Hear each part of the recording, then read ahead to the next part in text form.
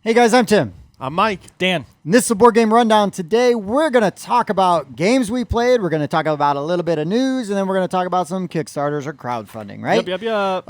But first, right, since you're in Bob's chair, what are we supposed to do first? Like, subscribe, ring that bell. That's right, because you never know when these Kickstarters are going to end, and the news is usually time sensitive.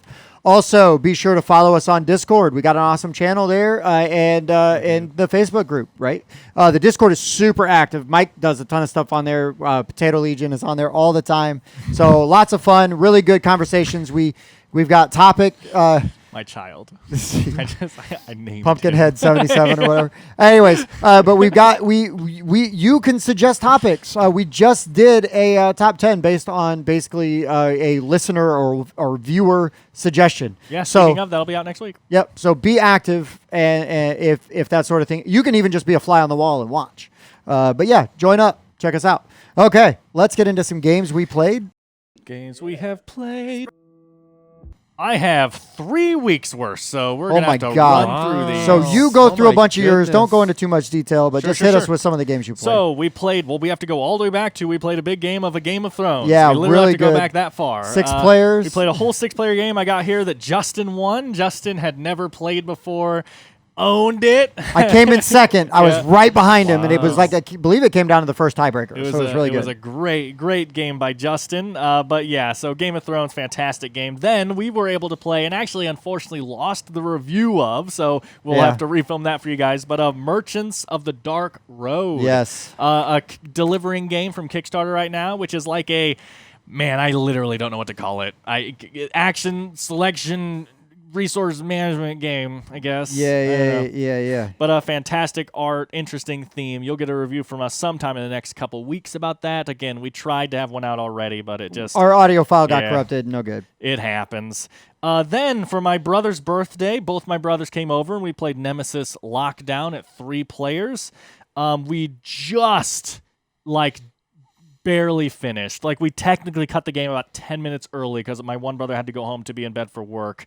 Yeah, Josh won. It was his first time playing. I was really happy he was able to play because he actually helped me pay the game. He paid for half of it 2 years ago when it was on Kickstarter, and so it just finally delivered, and he played it for the first time. And also exciting in that game, Zach the birthday boy died.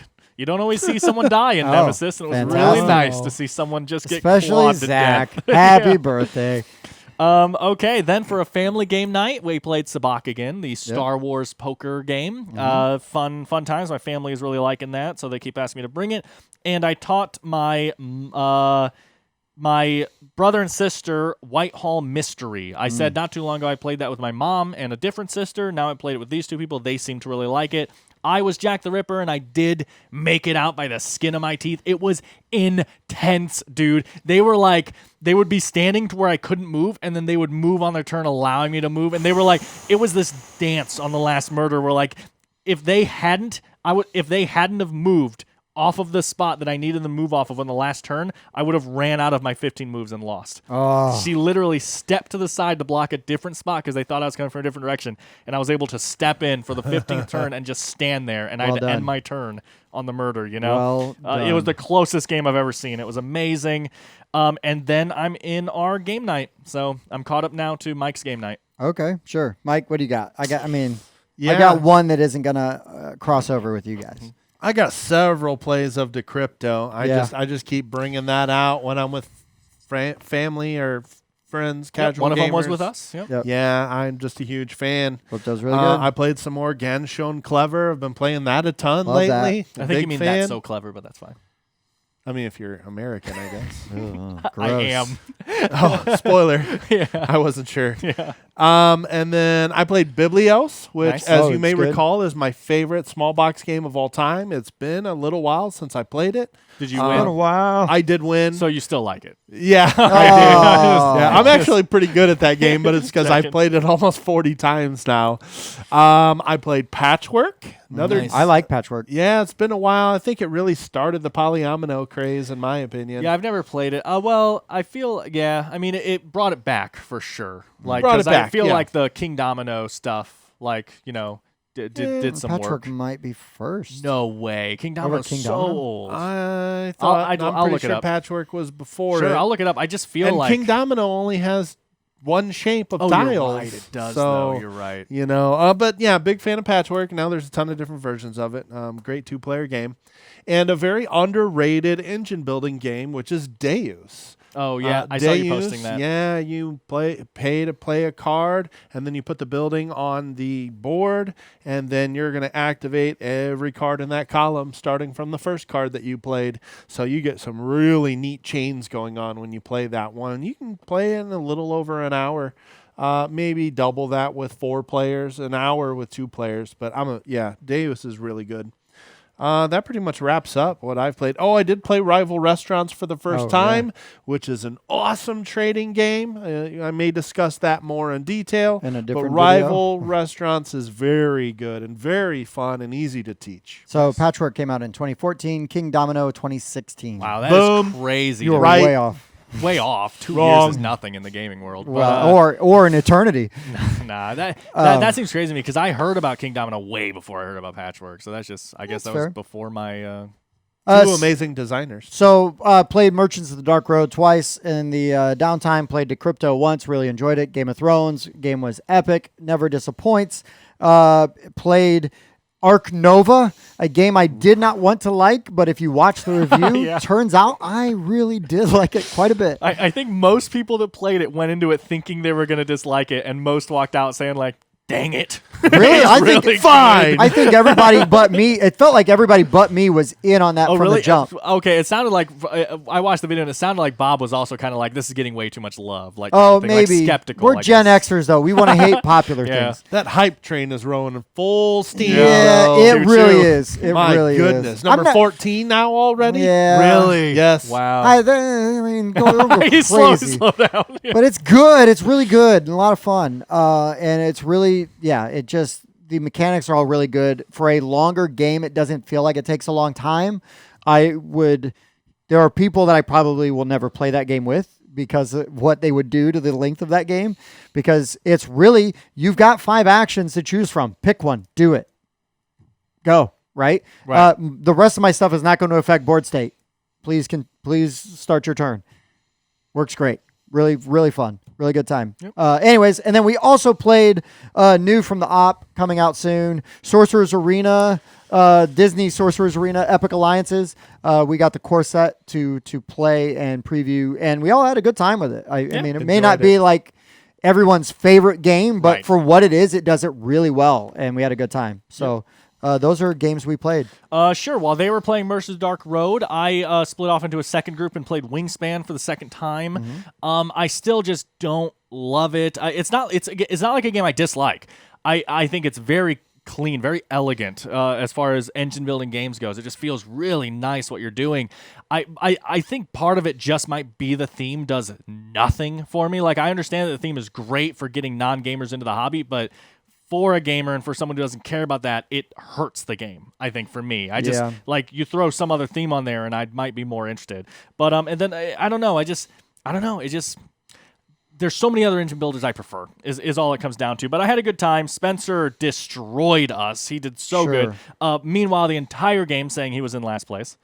Because that's what, Of course, that's what Spencer does. I'm losing. I don't stand a chance. Oh, I won by 100 points. What are the odds? That's weird. And then I played Cash and Guns for the first time. I love Cash and I Guns. was a big advocate. That- I was like, can we play this? I've never played it. That should have been on fun. my top 10 list. We actually played it twice back to back. And yeah, just had a great time just pointing foam guns at each other and forcing each other to not rob the bank. Yeah, I'm gonna duck because I don't want to get shot. Maybe. and- Bonsai! yeah, it's so A good. lot Yeah. of good double think in that. All right, I game. got Really a fun. hot take though, real quick Yep. on your Wingspan. Oof. I think that Elizabeth Hargrave is an overrated designer Okay. because I don't really Mariposas is I was going to say, fine. those are the only two I know. That's off the only top two of I my know, head. and I feel like they're both. I feel like way, they're both fine. They're both fine. They're Mm-hmm. not bad games, but I don't feel like either one of them is like.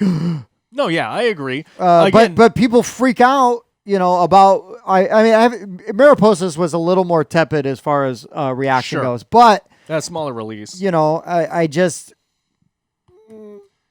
Wingspan, calm down. I don't think anybody really expected Wingspan to come out and then just fly up the rankings like it did. You see what I did It's there? because the birds, Yeah, but it really has, and now it's one of the most purchased games of the last few years. Yeah, It's well, it was crazy. a ridiculous release as well. Anyways, please go on. And then the last one was we played a little game called Stuff Happens. It's technically called Something Else Happens, but there's a second box you can buy to be more family friendly. And Stuff Happens, it came out of nowhere, and I was actually kind of surprised. Like I had a good time. It was because I had no idea. It looked like another dumb, judging game like the trial by trolley trolley game, Yeah, and yeah. all these kind of things. Spencer tends to love those. He buys a lot. He does. And they just get so repetitive, and they all feel the same. And I wasn't like it was like, hey, set up your game, Spencer. Let's see what it is.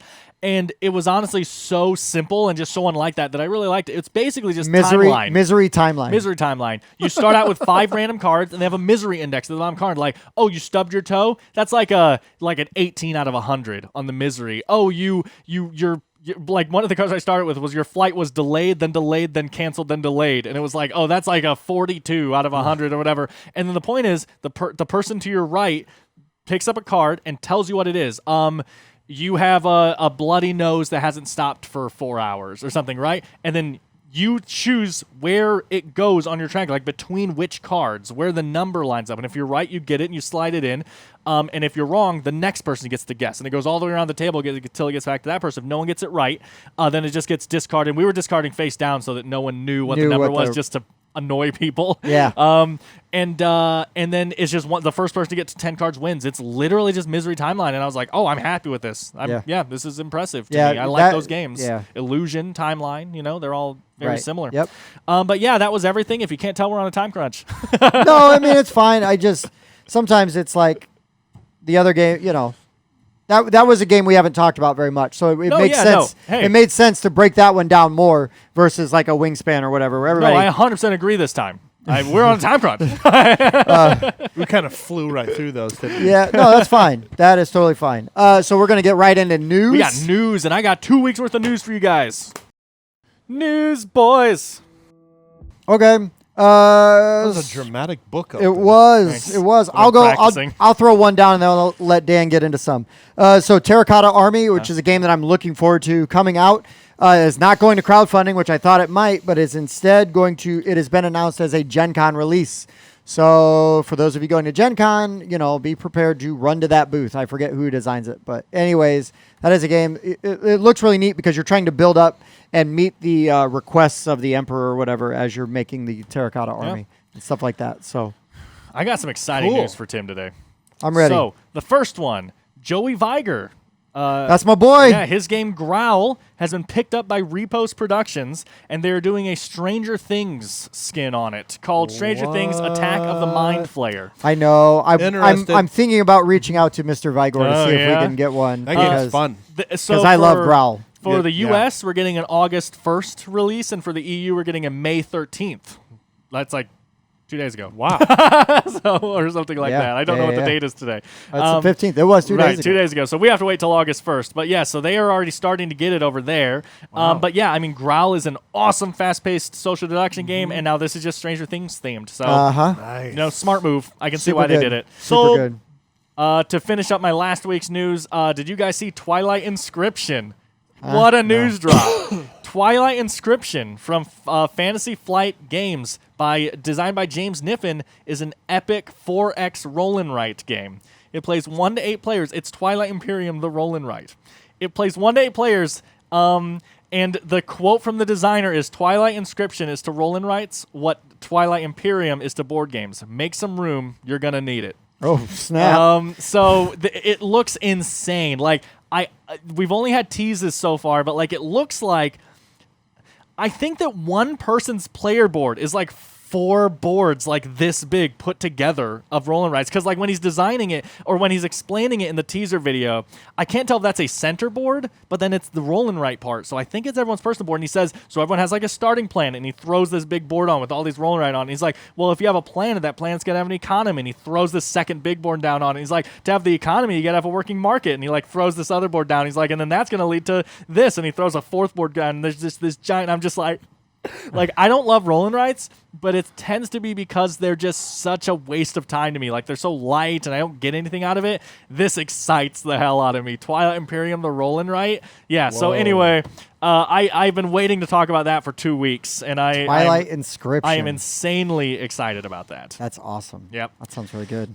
So that's it from last week's news. Okay. Wow. So Viticulture World, Yep. right? An expansion that makes it Viticulture Co-op. Yep. I guess you can pre-order it in June if you sign up onto the Stonemaier website. If you pre-order it, you will get a free promo pack, and then there's a wine crate thing also. Oh, I I just haven't keep seen looking that. at Viticulture World, not looking at the wine crate thing. But anyways, you do get the promo pack if you pre-order, which is cool. Hopefully they've got a Rolling Realms card. Oh in my there. God! Please do. Hopefully. Please, Stonemaier, do what we said. But Jason from Board Game Mechanics has had a chance to play this. Yeah, and he's got a He preview basically copy. said he liked it, but he's not sure what the co-op adds to Viticulture, and he'll probably just play normal Viticulture. That was his Sure. review of it, but he said he enjoyed it. It was well done. So Jason from Board Game Mechanics, yeah, he already has a video because he's lucky it got a copy. Yeah, how dare he? Rude. What else you got? This is the other exciting news for you, Tim. So Pendragon Game Studio, who made Arkham Horror, Fury of Dracula, Cosmic Encounter, A Game of Thrones, and Sid Meier's Game of Civilization. Like all of those except for Civilization. Sorry, that was all Kevin Wilson did all those and Descent. That's the designer. Oh. Then Pendragon did The Thing, the new Yeah, one, yeah. not that Yeah, one. the one I wanna play, yeah. Those two have teamed up and are making Escape from New York. Oh yeah. Yeah. Oh yeah. So I they're saw doing this. another Carpenter one. This is supposed to hit crowdfunding in late 2022 this year. But yeah, so the guy behind all those games and the studio behind The Thing have teamed up to make an Escape from New York game where it looks like you're playing through the movie, and they named like 3 or 4 characters you can play as. So Snake I'm wondering Plissken. if it's cooperative or how they're going to do it. Right. The cab driver. right. Adrian Barbeau's character. I don't. Isaac Hayes' character. Haven't seen it. Oh my gosh. Yeah. I will say, both conceptually, the movie, the idea of the movie is better than its execution. Right. But the idea of the movie is so good, Sure. and Kurt Russell is so good that everything else, like, well, okay, whatever. Yeah, I just have one other thing. Do you have anything you want to talk about? I do. Captain So- Silent? Captain Silent is going to go right into honing in on what he'd like to talk about. This is not actually a game. So this is something that would enhance your game room. Oh, wait, made do you want to talk about this in crowdfunding or in news? Because we're not in crowdfunding. pass. Okay. Just checking. So it's a new thing, but then is also in crowdfunding. It's crowdfunding. Okay. No. new So, anyways, I'll talk about one other thing they've announced. I forget the company, maybe Renegade. G.I. Joe, Mission Critical, 2 to 5 player co-op. It uses the what they have trademarked as the Guardian system. So the Power Rangers miniatures game will play, like the co-op game plays on the same sort of system. At first, when I was reading about it, it's like, oh, is this like XCOM maybe? Where, but it's more like Marvel United. You're gonna okay. reveal a card. There's icons. You're gonna divvy out. You're gonna go around. You're gonna play cards from your hand and fight bad guys. And then when you fight the bad guys, kind of like Mechs vs Minions, right? You put those Cobra soldiers on a board that fills up, and then you spend those soldiers to play like vehicle cards, which are like super powered actions and give you more things to do. It's going to retail for $120, which seems really steep. little steep. It's filled with minis. I think they're trying to cash in on the IP nostalgia, which is fine, I guess. Do you know how There's a well the market- deck builder sold though? Because it came out, didn't it? And I haven't heard anything. Yeah, I don't know. So, I don't know. Haven't played it. Co-op miniature games. Oh, I don't know, You kinda man. lose me. Zombicide on the right, like Zombicide, the Black Plague. Ooh, it's good. You'll get there. It's fun. I've had some fun with them, but just not typically my thing. That's fair. That's fair. Anyways, that's it for news for me. I have one more thing that when I originally saw it was Can actually you please cater it to me because I've been so excited about your other news. Yeah, I don't know if this one will be, but when I first saw it, I skipped over it. It was actually on. I first saw this on BGG right next to the GI Joe thing, and I was just like, uninterested. And then I actually saw Rodney Smith's Watch It Play video for it randomly. I watched it and I was like, actually, I really like the look of this. So I looked more into it. It's a Lunar Outpost, which is a new Ravensburger game that's coming. Ravensburger game that's coming, designed by Michael Mulvihill. Yep. I don't know how to say your last name. You I got it, apologize. dude. You're trying to make a mountain out of a mole. So he designed Horrified and Disney Villainous. At least he had, he helped one with for both two. games. This is going to be a 2 to 4 player co-op game that's supposed to play in 45 minutes, and it is a game where you have a character, like I'm the science officer and stuff like that. You don't have an asymmetric ability, but what you do have is a different skill set. I mean, I really like the look of it. There's basically 3 lights on each corner of your triangle little player board marking your character. And however many of those are lit up is how good you are at that. So if I have 2 out of 3 red, when an event card gets pulled, it'll have, if it's a red event, it'll have 1, 2, or 3. And if I have 3, intelligence, whatever, in military, then I can choose any of the options from 3 or below. But if I only have 1, I have to choose that one, right? So that's like kind of where the asymmetric characters come in. But what it basically is there's a lunar module in the middle, and then you guys are mining resources on a planet and placing them in your thing, and then you are adding attachments to the lunar module in a big circle, like they add onto the side, and there's the middle, then there's an inner layer, a second layer, and then if you're playing the harder difficulty, there's a third layer, and you're building this thing out, and they all add, when you build them, they all add asymmetric abilities then you get to have. Since we have the science base built onto our modular now, we have X ability that we can proc from that. And there are event cards that happen that, like I said, will damage the base with meteors or stuff like that, and you guys can react to it based on your skill set, or when you play cards maybe is when you pick your skill set. But at first I was like, oh, this is like a family weight space game, especially because they push the fact that it's like we worked with NASA with this and like that kind of stuff. And I was like, oh, it's like a family weight kind of space game. And when I watched it, like it's still kind of a family weight looking space game, but the theme is interestingly implemented enough for me that I'm actually interested with this one. I really like the look of the triangular look they have like on the main box and of your player board and stuff, and then the 3D aspect of building pieces onto this lunar module in a circular form as you're going around. Sure. It looks really fun. So I wanted to mention that was announced. I don't have anything about when it's coming out, just that it was announced. I guess the other thing, the gimmick, is that if you have an Alexa, there's a new setting in Alexa now for Lunar Outpost where you discard the event deck and she just tells you everything that's happening. There's a meteor strike, this is how you react to it, right? So you have like a science voice talking to you while playing the game. Interactive sort of thing. Yeah, sure. But that's it, Lunar Outpost. I skipped over it, and I'm glad that I took a second look because I found it fascinating. Sounds interesting. Let's go into crowdfunding. Crowdfunding.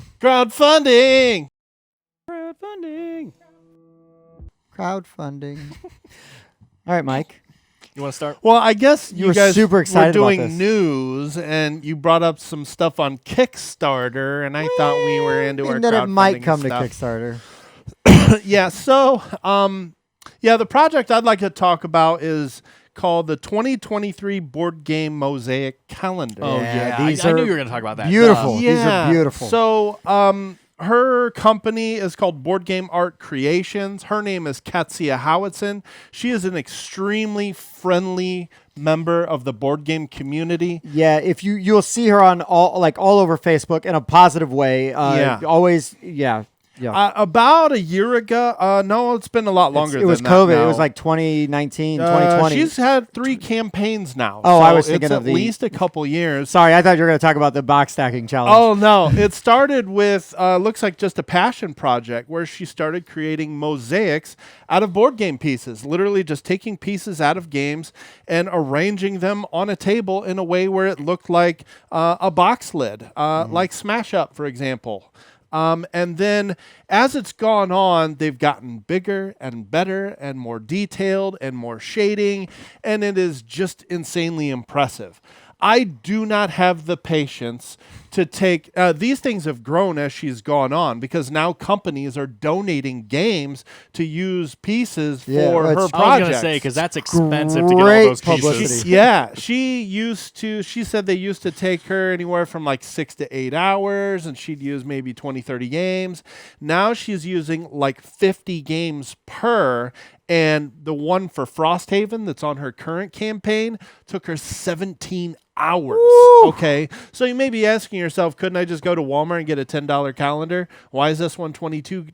Why is this one $22? Because each mosaic takes her 10 to 17 hours to do, and she's putting 50 different game pieces on a table. Yeah. I mean, there's a ton of value in that. And so there's a different mosaic for every month. There's also a 13th mosaic, which is a 10 by 10 challenge, which if you didn't know, is the challenge where you try to, play 10 games 10 times in a year. So there's a 13th mosaic for that. You may recognize her because, about a year ago, she had this interesting idea of, let me stack up games to my height and see how many games would stack to my height. But wasn't it her favorite games? It was her favorite games. Yeah. How many of my favorite games stack up to my height? And I saw that and I'm like, that's a really good idea. And whether you know this or not, I actually reached out to her. I messaged her on Facebook and I said, that's a really cool idea. I'm going to do that, and I'm going to add a hashtag because I think this will go viral. It did. So you're the reason it went. I'm not going to say it was my idea. This was her idea. I just said, hey, why don't we hashtag this? I'll reshare it, and people will jump on board. And they did like crazy. Yeah, I did before I even really knew you. Hashtag the Katia Challenge. Board Game Revolution community group is where it actually got started.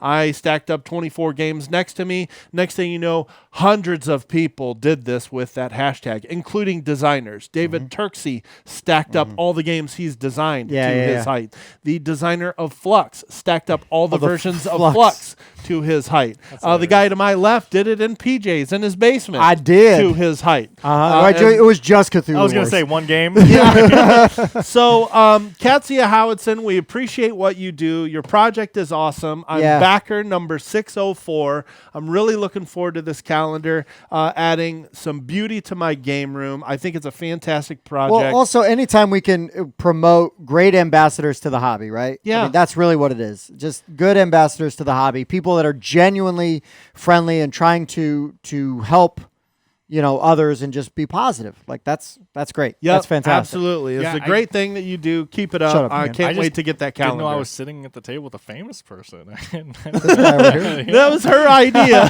I hashtagged it. I'm going to do it again when this video drops, by the way. We're going to add a little bit of pub to her project, maybe a little bit of pub to our channel, and we're going to revisit the Katsia challenge. Nice. Let's do it. All right. You got a crowdfunding? Yeah, I got a small one. There is a second edition of a game on right now that I had never heard of. And again, I passed over it because it's a solo-only game. And I was like, not interested. And then I was like, okay, the theme's got me a little interested. And then I watched it. I watched a full 50-minute playthrough and just couldn't stop watching. I was like, this is so interesting how simple it is. It's called Pocket Landship. Okay. Heard of it? Nope. So Pocket Landship by Wordforged Games. You have till May 31st to check this out. It technically is 1 to 2 player, but none of the videos I saw had them play 2 player, and it says it's 2 player cooperative. So I think you just split the pieces and play against the AI. Sure. So 15 to 45 minutes, and that's because it's 15 minutes if the bad guy wins and kills you really fast, and it's 45 minutes if you push to the end and win. Right. So this one has kind of a crazy pricing thing. There's like 15 for just the new expansion. There's a new expansion with the second edition coming out. 25 for just the base game. 35 for the base game and expansion. And 59 for like a collector's thing or something, I think. And so how the game works is you have pieces of a tank that you choose, and so you're like, so you need a hull, and you choose between like different hulls. Then you choose your tank commander, which has an asymmetric once per game ability, and then you choose different pieces of your tank, like the top gun, the side gun, and you have 3 cards. And then on the cards, they have a 1 through 6 for like dice, and they have effects next to the 1 through the 6.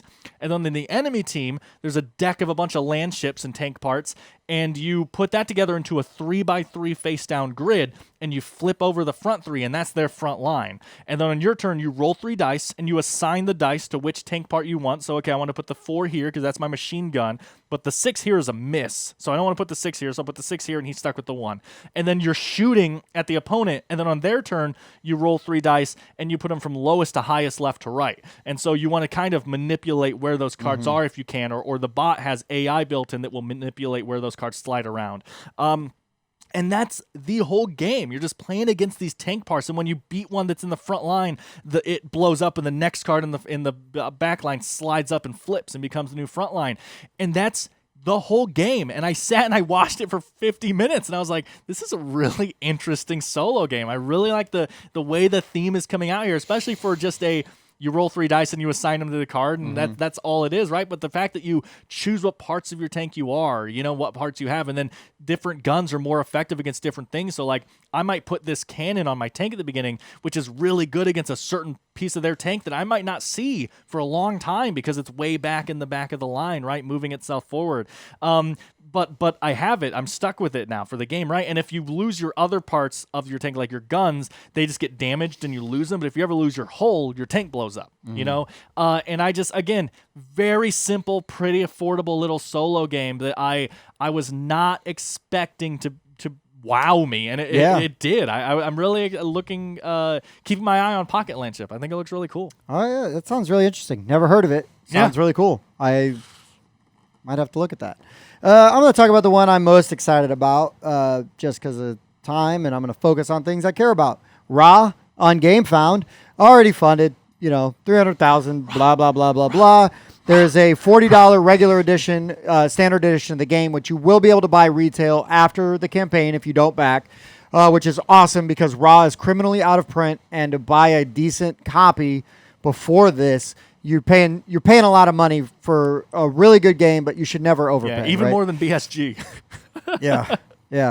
Anyways, the Deluxe edition, which will be crowdfunding only, right? Gamefound only, Deluxe edition exclusive, is $80, and it's got all wooden chips and metal points. Your points are metal, and look nice. Even the cardboard, because they redid the art with Ian O'Toole. The old game it's a typical game from 1999 where it's lots of beige, and the artwork isn't amazing, but the game itself is fantastic. Yep. And but anyways, now they've updated it. The colors pop. I mean, Ian O'Toole's a freaking genius, right? So all the artwork, even if you got the regular edition, all the artwork is really good. So anyways, super excited about Ra. Super excited about that Deluxe edition. I know I'm going to have to back it. And I just want to say, for all the haters that give me crap about DC Deck Builder, that finished over $1 million. Well, hey, if there's one thing we've learned, is that humans are idiots. Anyways, but a couple of Kickstarters I've been very excited about recently. Unfortunately for me, they all for my wallet, they all came at the same time. But Ra for me is a cannot miss. The DC one, they basically made it an offer I couldn't refuse. Right. Like Last Light was amazing. I unfortunately cannot get Ra right now, but Ra will be in your game looking group. forward to being able to borrow it. You're going to play Bob's copy or my copy, exactly. or maybe Mike's copy. My family will really like Ra. Yeah, Ra's really good. Reiner Knizia auction games, can't go wrong. Yeah, seriously. You can't. Seriously, it's so good. It is an evergreen classic, and I'm really glad that it doesn't look like they're changing anything other than upgrading the components and giving people a chance. Everyday people who don't have a ton of money to, cultivate this collection, to just go out and buy a really good game, like just right off the bat, and it's going to look beautiful. So, Ra on Gamefound. I'll just mention something really quick. All I've written down is the name, but if Spencer was here, in his honor, we should mention Wombat Kombat is live. Oh, boy. He's been talking about Wombat Kombat for 2 weeks, maybe 3 weeks. It is now live on Kickstarter. If you remember what Spencer said about it and you were interested, check it out.